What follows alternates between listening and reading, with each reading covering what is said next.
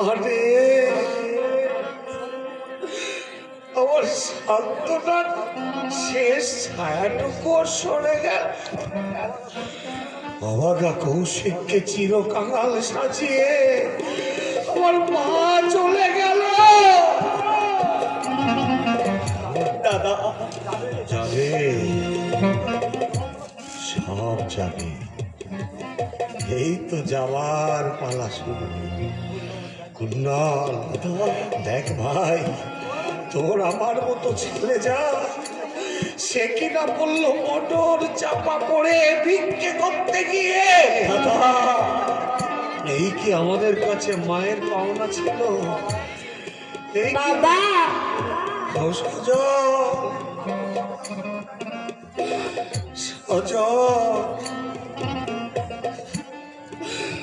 আর কেউ তোমাকে দাদু ভাই বলে ডাকবে না গো বাবা।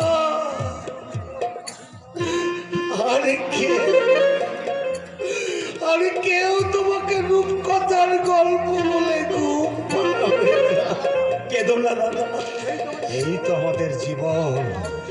স্বাভাবিক সুযোগ পায় না বলে আমাদের শিক্ষা সাধনা সব দুঃখ কঠিন ফুটপথে মাথা করে মরে। আমাদের পুত্র পরিবার রোদ বর্ষায় অনাহারে অর্ধাহারে বিনা চিকিৎসায় শুকিয়ে মরে।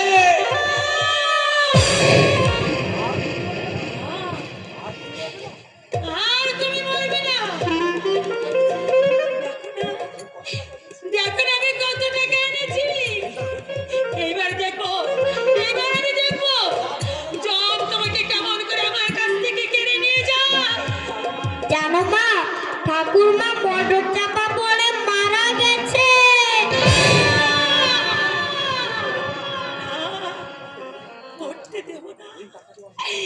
এই টাকা দিয়ে ওষুধ দিয়ে আমি তাকে সারিয়ে তুলবো।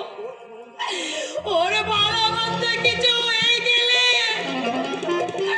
আমি কোথায় গিয়ে দাঁড়াবো? আমার না বলে তোদের ছেলেরই বাকি হবে বলো। বৌদি তুমি অমন করে কথা বলছো কেন বৌদি?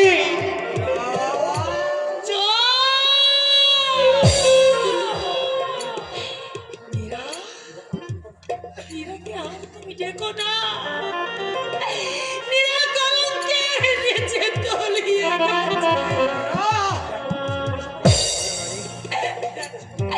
আমার স্বামীকে এইসব কথা বলো না, তাহলে তাহলে আমার স্বামী বড় আঘাত পাবে। তুমি কি হয়ে গেলে?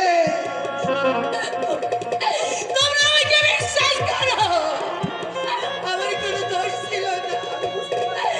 আমি বুঝতে পারিনি ওই শয়তান এমনি করে আমার যে কলঙ্কের খাল লেপে দেবে। আমি বড় আশা নিয়ে আমার স্বামীর ছাত্র সুচিতা দেবীর কাছে গিয়েছিলাম। কেন কেন গিয়েছিলে সেখানে?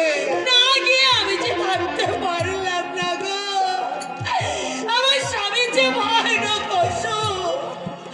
তোমরা জানো ও ভাগ্যে আমি আমার স্বামী পেয়েছি। তোমরা জানো আমার স্বামী কত বড় লেখক, তার লেখা আছে সারা বাংলায় মানুষের মনে এক নতুন রেখাপাত করেছে।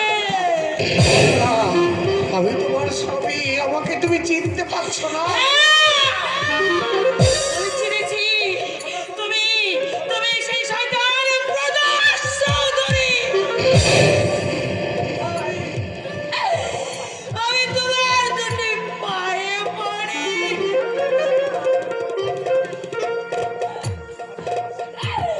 আমি টাকা চাই না, টাকা চাই না। আমাকে তুমি আপাতি দাও, আমাকে আপাতি দাও। আমার দিয়ে এমনি করে কলঙ্কের কালি লেপে দিও না, এমনি করে কলঙ্কের কালি লেপে দিও না। কি বললে তুমি?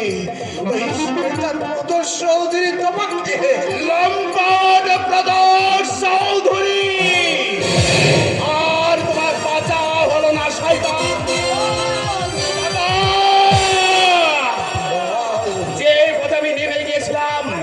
মায়ের মৃত্যু মার সেই পথ থেকে এনেছিল, কিন্তু আজ আজ বহুদিন পরে এই নির্দয় লাঞ্ছনা আবার আমাকে সেই পথে ঠেলে দিচ্ছে। চৌধুরী, মৃত্যুই তোমার একমাত্র